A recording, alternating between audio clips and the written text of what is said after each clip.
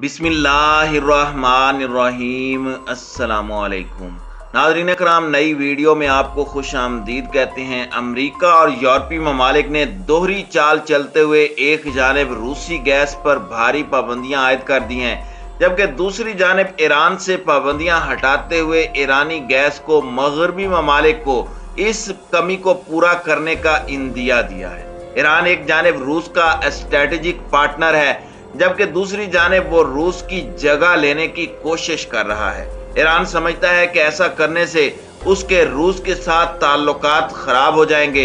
Iran को इस हवाले से कड़ी तनकीद का सामना है। क्या ईरान अमरीकी इमा पर मगरबी ममालिक को तुर्की के रास्ते गैस फराहम कर पाएगा? अगर उसने ऐसा किया तो रूस के साथ उसके ताल्लुकात कैसे होंगे? इस पर हम आज की वीडियो में बात करेंगे। ताहम वीडियो की तफसील में जाने से पहले चैनल पर नए आने वाले दोस्तों से गुजारिश है कि हमारे चैनल को सब्सक्राइब कर लें, बेल आइकन पर क्लिक कर लें और नोटिफिकेशंस को ऑन कर लें ताकि हमारी नई आने वाली वीडियोस आपको बर वक्त मिल सकें।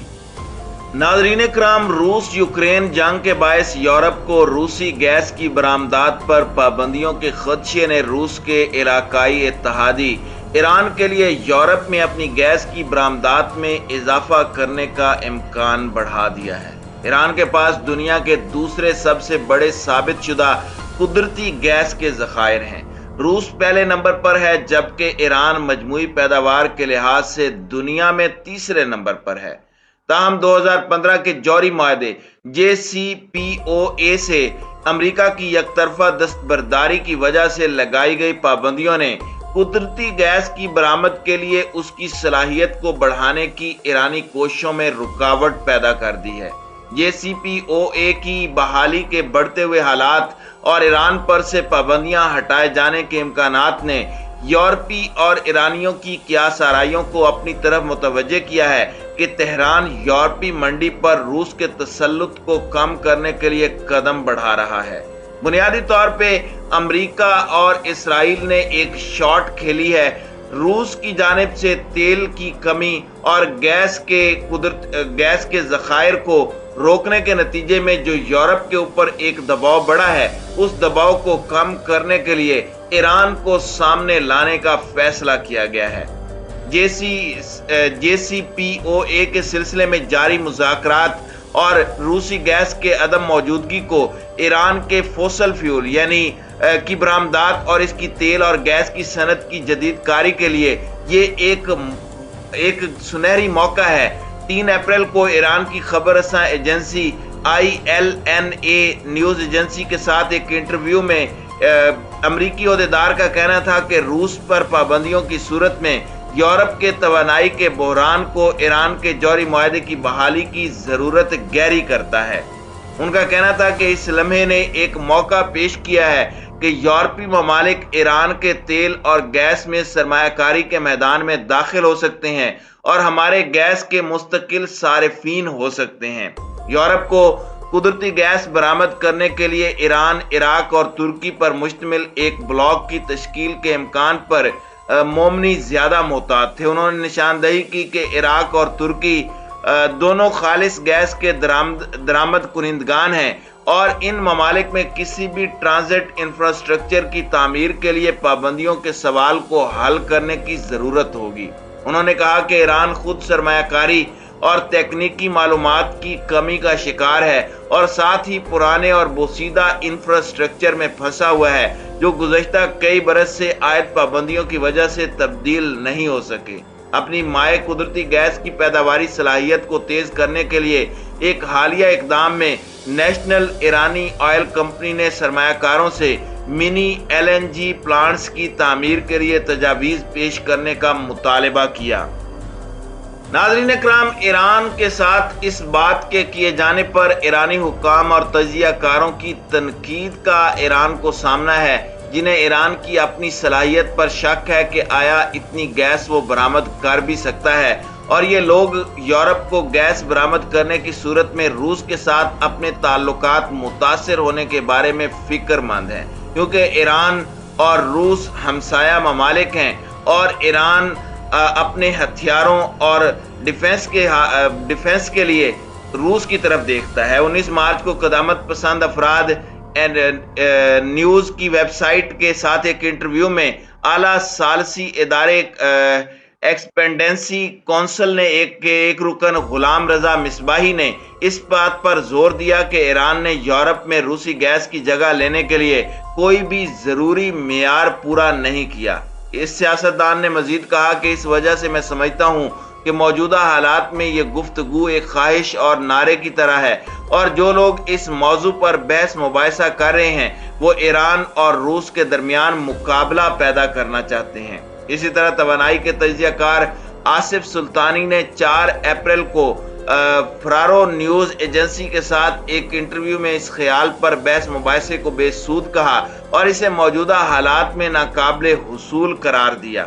ایران کو درپیش تکنیکی چیلنجوں کے علاوہ سلطانی نے یورپی گیس مارکیٹ کی اہمیت کا معاملہ ماسکو کے سامنے اٹھایا۔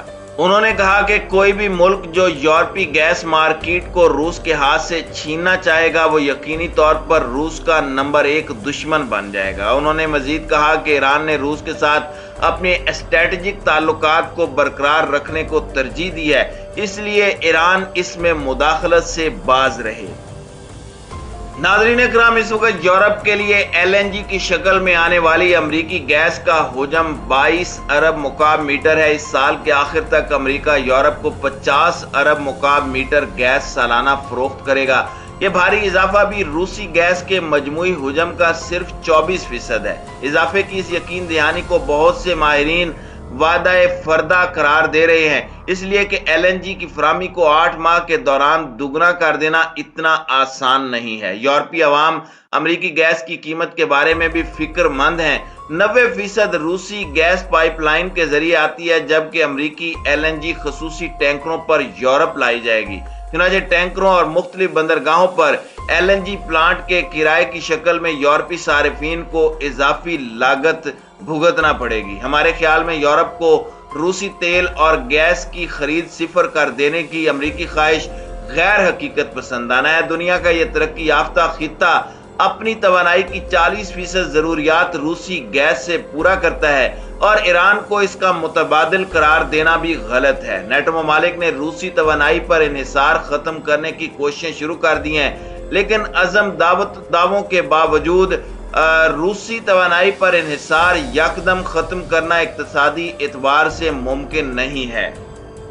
روسی تیل اور گیس سے فوری طور پر چھٹکارے کی یورپ کو بھاری قیمت ادا کرنی پڑے گی۔ اس وقت دنیا میں تیل کی 1/3 پیداوار امریکہ، روس اور سعودی عرب سے حاصل ہوتی ہے، اور ان میں سے ہر ایک کی اوسط پیداوار 1 کروڑ بیرل یومیہ ہے۔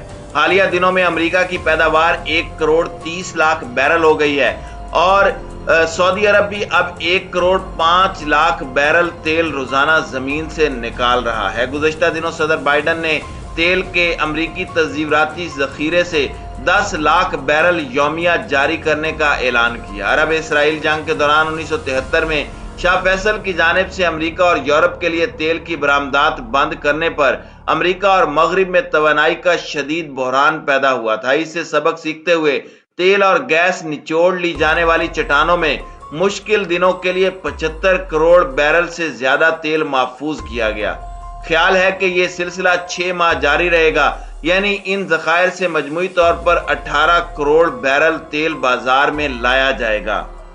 گزشتہ دنوں روس نے دھمکی دی ہے کہ اگر روبل میں ادائیگی شروع نہ کی گئی تو روس یورپ کو گیس کی فراہمی معطل کر دے گا۔ مغربی حکومتوں نے اس مطالبے کو مسترد کرتے ہوئے موقف اختیار کیا ہے کہ خرید و فروخت کے معاہدوں میں ان کرنسیوں کا تعین کیا جا چکا ہے اور ادائیگی طے شدہ کرنسی میں ہی ہوگی۔